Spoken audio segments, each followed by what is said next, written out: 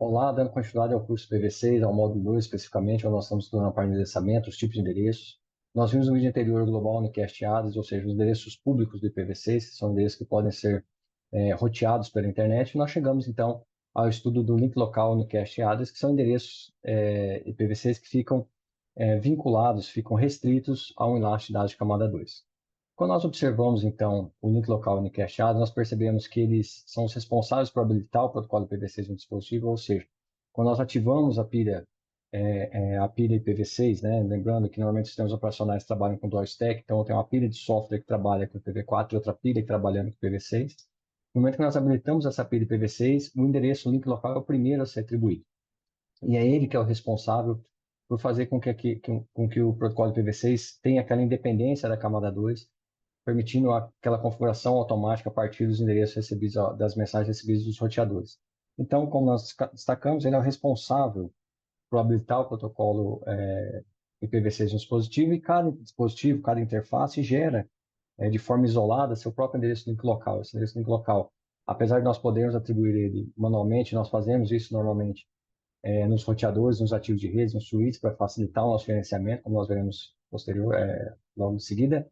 Mas os sistemas operacionais das estações de trabalho, por exemplo, no geral, nós permitimos que elas gerem de forma automatizada esses endereços. Esse endereço, como nós já dissemos, ele não é roteável, ou seja, ele fica vinculado a uma camada a uma rede camada 2. Então, se nós temos aqui, só pegar o lápis aqui. Então, se nós temos um host A está vinculada aqui a uma rede camada 2 através de um switch e com comunicação ao host B.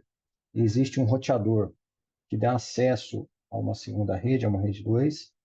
Naturalmente, esse endereço, o link local, ficará preso ao enlace camada 2, então ele só pode funcionar nessas interfaces que estão vinculadas ao switch. Então, o endereço link local da máquina A, uma vez que ele envia um quadro, ele envia um pacote, né, que naturalmente vai ser mapeado em um quadro, para uma outra estação, ele consegue se comunicar com a placa, com a interface da estação B, que está conectada na mesma rede que ele, ou seja, na mesma rede camada 2, não precisa nem um salto de roteamento, nem um roteamento de camada 3 para atingir o destino, então ele consegue entregar aquele pacote, né, para essa interface, e também vai conseguir entregar esse pacote para essa primeira interface do roteador, digamos aqui que seja a interface ETH0. No entanto, ele não conseguirá atingir a interface ETH1 e muito menos a rede 2, porque nesse momento nós precisamos de uma ação de roteamento de camada 3, né, uma ação do roteador, e esse roteamento, essa retirada de uma rede 1, né, de uma rede de camada 2, uma rede 1, passando esse pacote através de um outro quadro com a rede camada 2, não é permitido ser feito com endereços link locais. Então, no momento que esse pacote chega à interface ETH0 do roteador, ele entende que é um endereço link local e não faz o roteamento, então, naquela rede. Então, de forma resumida, os endereços link locais eles só permitem a entrega direta de datagramas. Eu não consigo entregar pacotes de forma indireta, onde eu preciso de um salto de um roteador.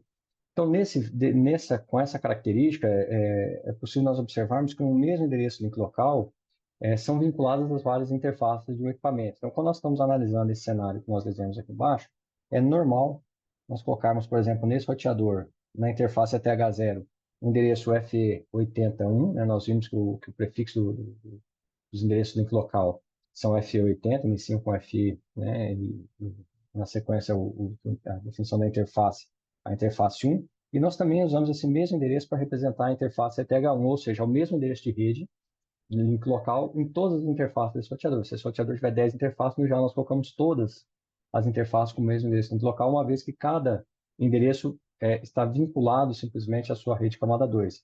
Então, o primeiro endereço, FE80 2.2.1, vinculado à rede 2, só vai trafegar dados na rede 2, e o FE80 2.2.1 só vai trafegar dados na primeira rede, aqui na rede 1, onde está conectado esse switch. Dando continuidade, então, nós observamos que é permitido apenas o endereço link local com interface. Naturalmente, se esse endereço é utilizado para habilitar a pilha IPv6 naquele equipamento, naquela interface em si, um endereço faz já o seu trabalho, não necessariamente deveria ter dois endereços. Então, por padrão, na especificação do protocolo, estabeleceu-se que cada interface terá apenas um endereço FE80, e esse endereço é preferencial para o Default Gateway, né? Lembrando que quando nós temos a estação, essa estação está conectada a uma rede, né, via um switch, e nós temos um roteador, existe uma forma de configuração automatizada chamada de Slack, em que esse roteador naturalmente envia, através do protocolo Solicited Node, ele envia mensagens chamadas Router Advertisement, ou seja, são mensagens de informação. E nessa informação, nessa mensagem de RA, é enviado também o endereço link local dessa interface do roteador. Então, uma vez que esse gateway, né, que essa máquina recebe a mensagem do gateway, desse roteador, com esse endereço FE81, por exemplo, digamos que esse endereço tenha sido fixado nessa interface, como estava anteriormente no exemplo, essa máquina A vai colocar como seu default gateway o FE,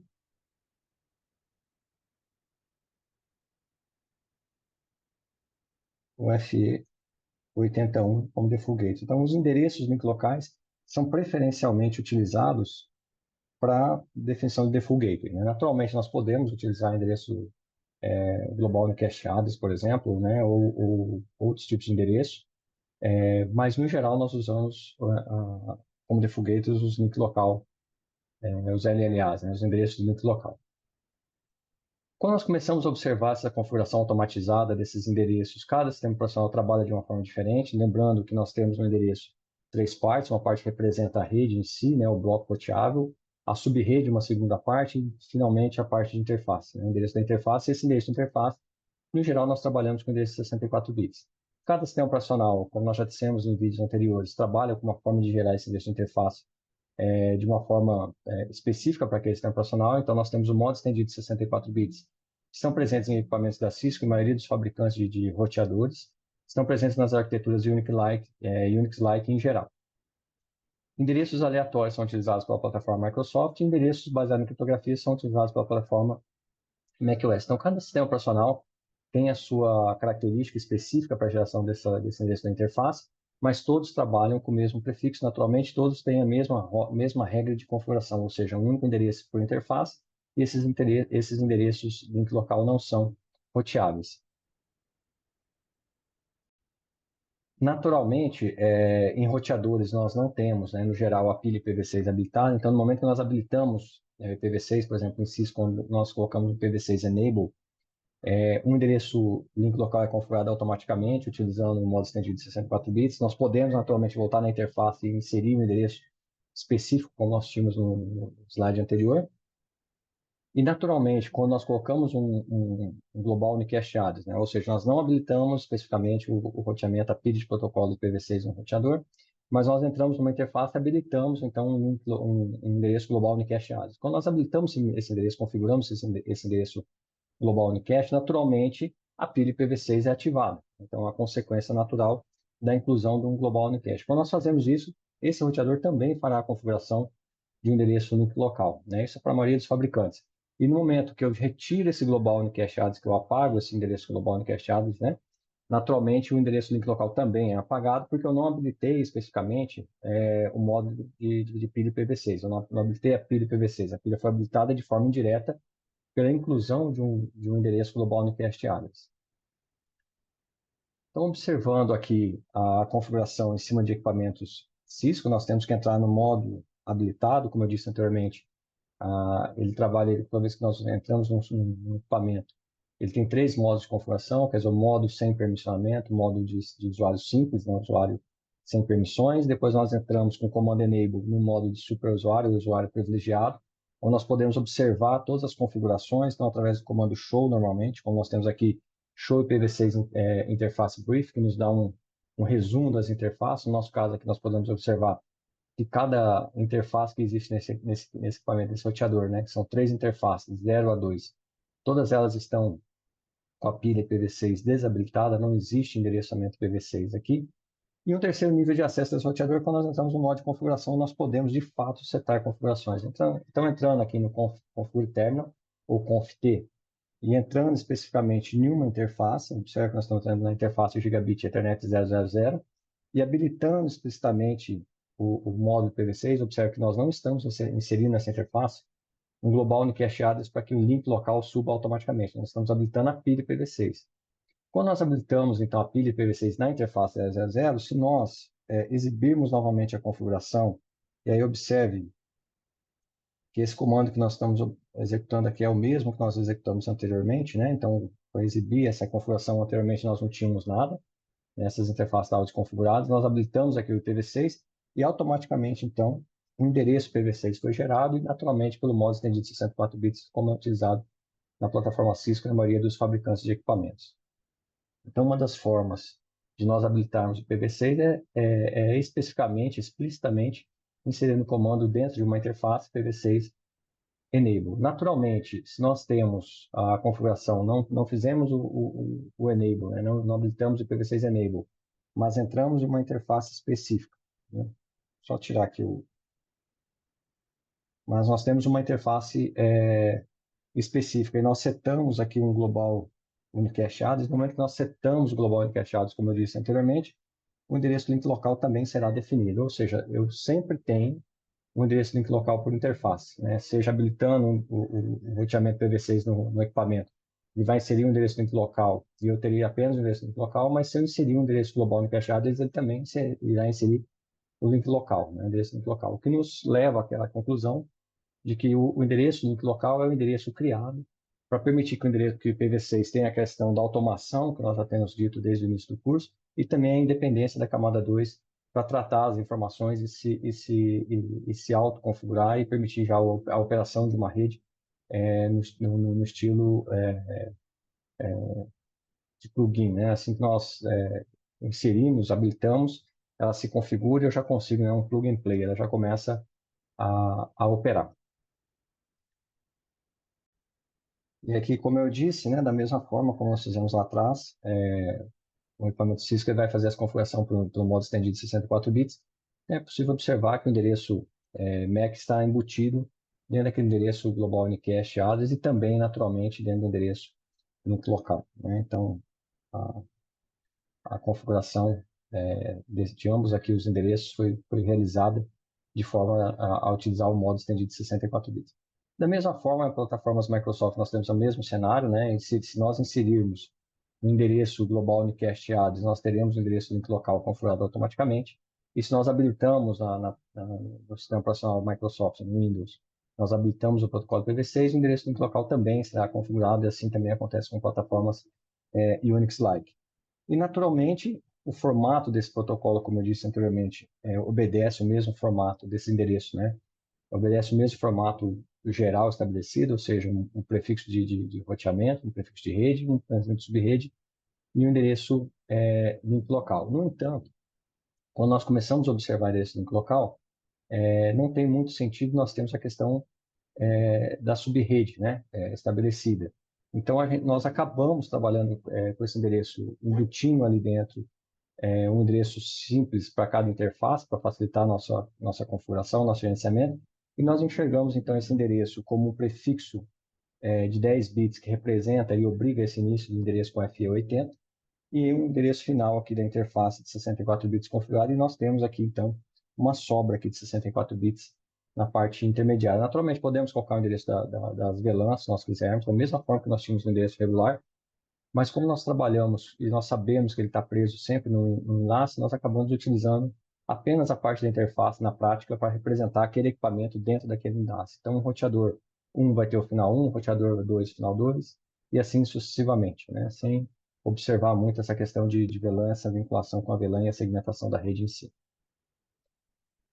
Quando nós começamos a trabalhar então com sistemas operacionais, o que nós percebemos? Se um equipamento com duas interfaces, cada interface vinculada a uma rede diferente, possui o mesmo endereço link local, quando nós vamos executar um comando de teste como um ping, né, usando o protocolo CMP, naturalmente eu tenho que dizer por qual interface esse pacote tem que sair, porque veja, se nós temos aqui um equipamento A conectado a uma rede, e aí isso entrega a um roteador que tem conexão à rede 2 e ambas as interfaces desse roteador tem o endereço FE80, 2.2.1, e a máquina aqui está com FE82, por exemplo, e nós queremos fazer um ping dessa interface para a interface FE82 desse dispositivo, nós temos que especificar qual enlace de dados nós estamos utilizando, né? Nós estamos querendo fazer um ping, um comando de teste nesse enlace de dados ou no enlace de dados da rede 2, uma vez que as minhas interfaces elas têm comunicação com ambas as redes a partir do mesmo IP. Então, quando nós inserimos ping FE82, nós não conseguimos, apenas olhando o endereço local, entender qual que é o destino, né? Para qual das redes nós estamos tentando ir, já que todas as redes podem ter esses endereços podem se repetir. Então, naturalmente, os sistemas operacionais criaram alguns conceitos, principalmente sistemas operacionais de estações, como Windows, Unix, né? Unix-like em si, que é o conceito de Zone ID, ou seja, um ID, uma identificação para a zona, ou seja, vai identificar qual que é a sub-rede que eu estou trabalhando, qual a camada de enlace, né? Qual é a rede de enlace que eu estou trabalhando, ou também chamado de escopo de interface, né? Depende de um sistema operacional chama de Zone ID, outros sistemas operacionais tratam como escopo de interface, mas o conceito é o mesmo. Se nós olharmos aqui a plataforma Microsoft, nós vamos observar que existe aqui uma zona 3, uma identificação, então essa placa de rede que está conectada aqui com o endereço FE80, e aí 7D, 76 e assim por diante, né? Ela tem um escopo 3 quando nós vamos executar o ping para uma rede, né? Então, digamos que esse endereço esteja nessa interface e essa interface aqui também esteja conectada a uma outra rede, né? Seja uma, uma máquina multi-homed, por exemplo, ou está conectada diretamente a um outro equipamento. Quando nós vamos executar esse ping nessa estação Windows, eu vou ter que dizer em qual escopo eu estou executando esse ping. Se é no escopo 3, por exemplo, digamos que aqui o escopo seja 2. Se eu quero executar esse ping através do escopo, através da zona ID 3 ou através da zona ID 2, né? Da mesma forma, em sistemas Unix-like, eu tenho também a definição, e normalmente essa definição vincula-se ao nome da interface, é diferente da plataforma Microsoft que cria um ID específico, né? Por isso que trabalha com Zone ID. E no caso dos sistemas Linux, nós temos uma ideia mais de interface, de escopo de interface, porque especifica qual que é a interface de saída. Então, ambos eu terei que fazer essa especificação na hora de executar o comando ping, né? Então, quando nós olhamos aqui no sistema Windows, se nós executarmos um ping para FE81, nós vamos ver qual que é o escopo ID que esse pacote tem que sair, né? Então, esse quadro vai ter que ser encaminhado através da interface, cujo escopo ID é 3. Se nós olharmos aqui atrás, ele vai observar que essa interface aqui tem o escopo ID 3 e vai soltar, então, esse pacote para esse destino FE81 por aquela interface física. A mesma coisa acontece nos sistemas Linux, nós temos um comando específico para ping versão 6, né? Então, ping 6 FE80 2.2.1 pelo escopo EN0, que é aquela interface que estava configurada antes ali com EN0. Então, ele vai soltar o quadro naquela interface física. Então, o escopo ou zona ID serve para identificar fisicamente qual interface que eu quero utilizar, uma vez que eu posso repetir esses endereços em várias interfaces. Quando nós trabalhamos com ativos de rede, com roteadores, né? No geral, nós fazemos o comando ping sem identificar um zona ID. No entanto, eu preciso indicar depois qual é a interface de saída. Então, no momento que eu executo o comando ping, né, para um determinado endereço link local, FE80, 201 e acabando em 447, na sequência, o roteador vai me perguntar qual é a interface que eu quero executar esse comando. E eu vou dizer, olha, eu quero executar na interface Gigabit Ethernet 0/0/0.